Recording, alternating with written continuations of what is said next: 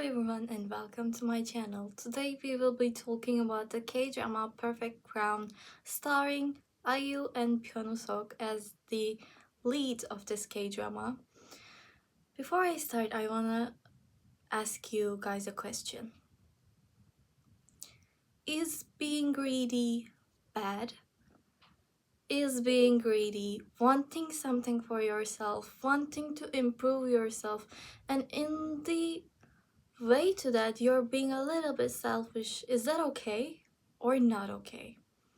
This is the main question that popped into my head when I was watching the drama, because the female lead and male lead in this aspect is the total opposites. Our female lead thinks she can achieve everything by herself, even though she has a wound on her side.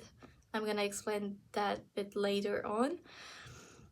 Even though there are some blockage on her path, she is able to get anything she wants and achieve it by being greedy. She accomplished everything she wanted by being greedy. That is herself, and this is why she is successful. Our female lead is greedy, and that's why she made it. She's one of the most rich persons in this K-drama because she was greedy. I know I'm gonna say the word greedy a lot, but I think this is the key point to the theme of the drama. And our male lead was always suppressed to not be greedy because he had an older brother. He is the grand prince, okay, but he was not the crown prince. The crown prince means after the king descends the crown and the throne, then the crown prince is gonna be on that throne. So if you are not the crown prince, you're not gonna be able to be the king in the future. And our male lead is grand prince. He's not a crown prince, and he is not any way or aspect waiting to be on the throne. And he was always the successful one in two of the siblings. He is the younger one. Our male lead, Hyun-suk, plays this role. And he's the younger one, he's the successful one, he's the smarter one, he is the most sympathetic one and empathetic one. He is able to understand people, but he's the younger brother, and the older brother has more of an advantage in the situation. And of course, the king favors the older brother, so he is not even able to anything, not able to prove himself. And the king always told him, our male lead, to not be greedy at all. You do not deserve anything. You shouldn't be greedy. You shouldn't be aiming for the crown or the throne. You're not gonna be able to achieve anything. It is your older brothers. Do not do anything. Be humble, sit down, don't make a lot of noise, be quiet. You're gonna be honor of the family. So this is why I thought they were the total opposites in that aspect. But when I explain their characters, you're gonna understand they really are opposites in a lot of things. Our female lead, Song Hee-joo, this character is played by IU, who is an singer, a Korean singer and actress at the same time. Her acting is so good, and she is playing a rich CEO role in this drama. And she is the CEO of Castle Beauty. And when I mentioned that she has a wound on her side, what I meant by that is she's an illegitimate child. What I mean by that is her father had a family with another woman who was already an elite in the industry. They were all successful. They didn't really marry for love, but I don't know what they married for. Maybe they married for love. I don't know that aspect. But what I can say is That man, Song Hee-jo's father, went on and cheated on his wife and had a child with another woman other than his wife.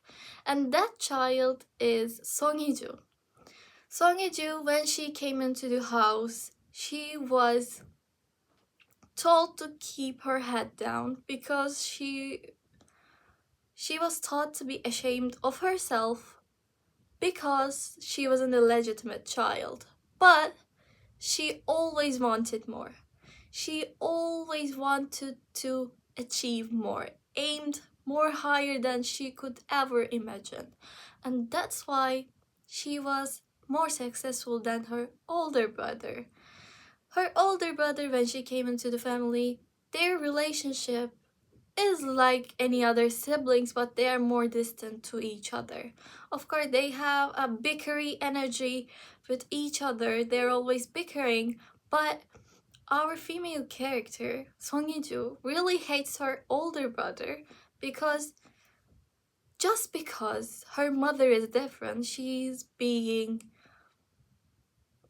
told to not to achieve more. Like, what is the sense in that? So she's not able to comprehend this feeling because just because my mother is different doesn't mean I don't want to achieve more in this family. So when she came into the family, she started studying, and her studies were always so good. And her older brother, although his studies were not that good, he always had a gift waiting for him. When he showed the report card, even though it was bad, they bought him a bicycle. And when our female character, Song Hee-joo, went to show her report card, which was perfect by the way, her father didn't even pay her any attention. And then she just thought of something that nobody could have thought about.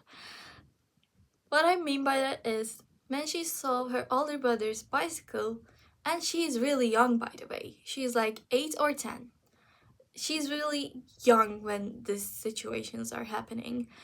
And when she sees the bicycle for her older brother, she looks at her dad and says,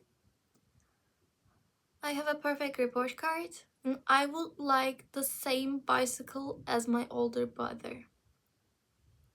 And the father that didn't pay her any attention suddenly looking up to her and saying like, what do you want? You want a bicycle as same as your brother's? Okay. So that's why that was the first time that her father was shocked by her greed, because he thought that she is illegitimate, right? So he's thinking she should be ashameful of herself. But she does the total opposite. She is proud, and she's proud of what she's doing, by the way. She's studying, she's working hard, she's doing everything that she can, and she's achieving everything by herself. Meanwhile, her older brother is not really successful at his studies. She begins to make way into her career. And in that career, even though she is from a rich family, but she's not actually from that family, she is able to climb those stairs by herself. I can say myself, she did everything herself. She was greedy, and because she was greedy, she was able to achieve anything that she wanted in her life. She's a CEO, she's one of the richest men in South Korea, richest woman in South Korea, and she is where she wants to be, and she always aims more. When they are having a meeting, she always says like, we are first in the industry, but our sales dropped down a lot. So I would like to keep going higher and higher in our sales. And she's always thinking of strategies. She's always trying to achieve things in her life. And there's just one thing she's missing: honor. What I mean by that honor is She has money. She has beauty. She has everything, but the only thing she's missing is a noble title. If she achieves a noble title, she thinks she's gonna be respected a lot more in her life. So, what does she do? Before we talk about it, I have to introduce you to our male lead. Our male lead is played by Pyonosok, and his name is Ian. And before I explain this role, I have to explain the theme of this drama, which is it is an alternate universe where there is a monarchy still in place. So there is a family who are noble and they are still doing the country things that they are supposed to do. So the crown never have failed, so it keeps going. And this family has a older brother, and that is Prince Ian. And Ian has an older brother who is supposed to be the king, but that person, the older brother, doesn't really want to be the king. He's so shy, he doesn't want to interact with anyone, he doesn't really want to be the king, but he's in favor of their father, who is the king. So the king wants him to be the king in the future, so he has no choice really. He has to write a letter that saying like, I don't want to do this and I would like Grand Prince Ian to do this role for me. So Grand Prince Ian was always suppressed by his father, always telling him not to be greedy, not to do anything, to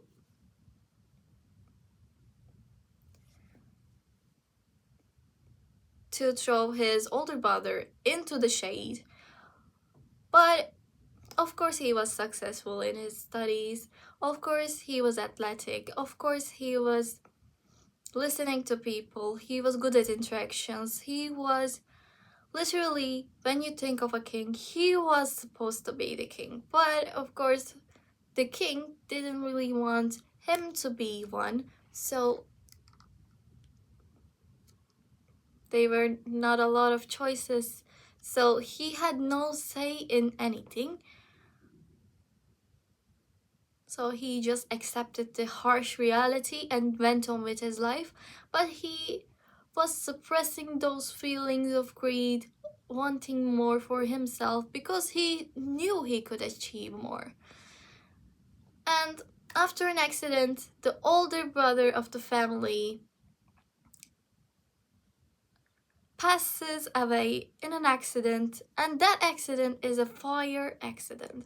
So whatever happened in one of the houses in the palace, it burned down, and he was in one of them, and we now lost the crown prince. And who are you thinking is gonna take the throne? Are you thinking Grand Prince Ian? But you're gonna be wrong. After the crown prince, who was already a king, passes away, we are thinking we are finally gonna be able to see Ian, Grand Prince Ian, being the king, but it is not the case. The king had a son. So even though he was young, they wanted him to be on the throne and do things that a king does. But of course he's too young and he's easy to manipulate, and he has a mother who was in charge of everything really, because he had a say in everything and his words were the law. But how old is he? 8 or 9? And in that age, what do you think you were doing? I don't know. But not being a king of a country is the right choice, I think. It is a hard job, and of course, the Grand Prince Ian is saying that like he is too young to be on the throne. But I'm just gonna let those have their fun before I have the throne to myself. So he has a noble title, he has some money, but he has to get married. And all of the elite's daughters who are having a lot of money are sending him like things, gifts to be married to him. But he's not looking to be in a marriage himself. But what do you think that the connection between the female lead and the male lead is? Of course, you're not gonna be able to guess it because I would never imagine them being going to do same exact school. Of course, they're not the same age, but the male lead is a senior of hers, and in that country, being a senior and junior and having those kind of relationships are important. And our female lead is looking for a noble title, and there's only one man to get married in the family, so who do you think she's gonna ask? Of course, the Grand Prince Ian. So she sends a request a lot of times. When I say a lot of times, yes, she sends a lot.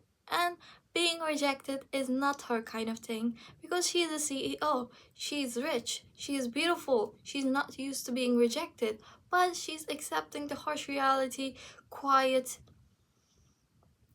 quiet. Like she's accepting the reality, but meanwhile, accepting the reality is a thing. She's not able to wrap her head around why the Grand Prince Ian doesn't want to see her even once. She is just sending titles, the CEO of Castle Beauty, CEO Song Hee-jo. She's always sending it with different titles, but she's not once accepted to have a meeting with him once. At last, she tries the last connection that she has to him, which is being a junior of his in high school. And that unimaginably works, and she is able to get a meeting. And in that meeting, she's being really honest. What I mean by that is she sits down in front of the Grand Prince Ian and says, I am rich. I can provide you anything you want. I'm one of the richest women on South Korea, and I am beautiful. So that's another thing. And you don't have to deal with in-laws or anything like that. I will deal with my own family and they're not able to say anything to me. You do not have to worry about that at all. And she's like saying these kinds of reasons, and the grandparents Ian is saying like, what else? What else? What else can you provide me? Because he's asking these things, she's like coming up with more things, and at some kind of point you are stopped because you cannot think of any other reason that you should be together with that person. And Grand Prince Ian says, like, I have only one condition to get married. I want a real, loving, romantic relationship where we have a requited relationship. What I mean by that is, you love me, I love you, we love each other, we are a loving family, a loved marriage. So when he says that, Song Hee-jin knew that this is not in her capability. Why? Because it is not something that we have like a short way of. Being in love, falling in love, works in different kind of ways, and you're not expecting him to fall in love with you. But of course, what is she gonna do? She is always gonna try to achieve more. So she is, did you guess it? She is trying to make him fall in love with her. How? running into each other at some places, running into him at restaurants, running into him at. Meanwhile, he's horse riding. She comes up to him and she tries to horse ride with him. Meanwhile, he's having like his hobbies. Meanwhile, he's at work. And of course, our Grand Prince Ian seems like he's catching feelings as well. And at last, he accepts. When they write the contract, Song Hye-ju writes down everything that she wants, and they say they're gonna be divorced after maximum of 2 or 3 years. So that's about it, but we don't really see anything that the Grand Prince Ian achieves while he's marrying her. So that's why we have a hunch that he's catching feelings towards her. Meanwhile, our CEO Song Hye-ju is not really the type to catch feelings towards the Grand Prince Ian. Of course, they're gonna get married, but this is gonna be a hard job because the Grand Prince Ian's sister-in-law is gonna make things hard for him. Why? She doesn't want him to get more powerful because she knows that Grand Prince Ian is gonna be wanting the ascent to the throne. But she doesn't want that. She wants her 8 or 9 years old son to be able to do that job. And when he's doing that job, she is able to manipulate him because she is his mother. Of course, she's gonna have a say on a lot of things. So, in that kind of things, because she is the mother of the king, she has a lot of say in a lot of things. So she has the ability and power to not make him get married.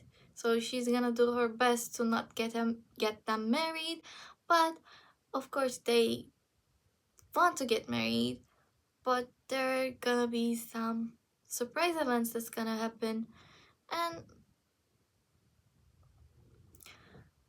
that's it for the theme and the plot that I'm gonna talk about. I'm gonna make some reviews about the overall of the K-drama that I watched. So this K-drama on paper was gonna be perfect, and it is not a bad drama overall. It's the K-drama, and the director of the K-drama is the one who directed What's Wrong with Secretary Kim and Alchemy of Souls. So we are waiting for a lot of good teams and a lot of good directing, and we were able to see that the vibes, the concept was really beautiful. But the actor and actress IU and Pyeon Seok is really good at acting as well, and that were perfect as well. Why? IU has great acting, Pyeon Seok has great acting, and of course they're gonna be great at making this drama work. But I saw some people saying if IU and Pyeon Seok was not the ones that were the main leads of this drama, I wouldn't really watch that drama. I don't think so. I would have still watched it because it is an interesting plot that we have never seen before, because it's an alternate universe where the monarchy is still going. The interesting plot has a lot of power because people want to see something that they haven't seen before. They don't want a lot of cliches. Some people want that, of course, but if you watch a lot of cliche K-dramas, you're gonna be like, okay, I'm done. Like, this is so cheesy for me. You're gonna be finding it cringe. But this was a new breath of life in the K-drama world, so we were expecting a lot of things. I saw a review about being like the royal family in name was supposed to be so powerful that no one was able to say anything to them. They were like seen to be able to do whatever they wanted in life, but in that K-drama itself, the royal family was not that powerful. They were always like blocked by something. For example, Grand Prince Ian just wants to get married, right? But he has to ask for permission for the king and for the prime minister. And that seems like that he is not so powerful in this drama. Meanwhile, our female lead's whole purpose is to marry into the noble title, and by noble title, you expect a lot of power from them. But in that K drama, we weren't able to see the power that they were mentioning and we were expecting from the drama. And of course, the prime minister's permission was really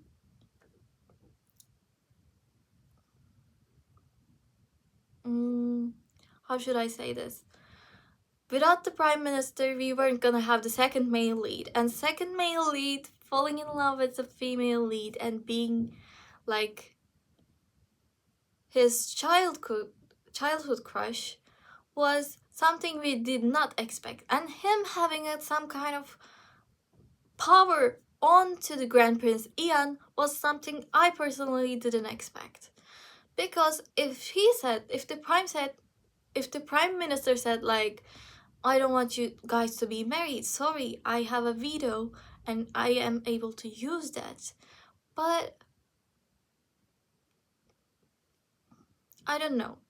And another review said that they were really good at making the plots and the plot twist. They were building up the plot, building it up, working on it so hard to make that plot work, and then the plot lost all their meaning.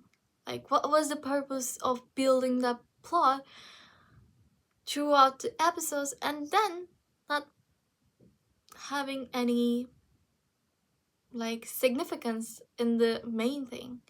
So there were reviews like that, and in my personal opinion, I'm gonna say I love this drama. It was interesting. It was a plot that we as viewers have never seen before. The acting was good. Of course, from Byeon-seok and IU, what were we expecting? Their acting was really good, and we were able to believe their acting. And some were curious about their chemistry, but overall, I don't think their chemistry was bad at all.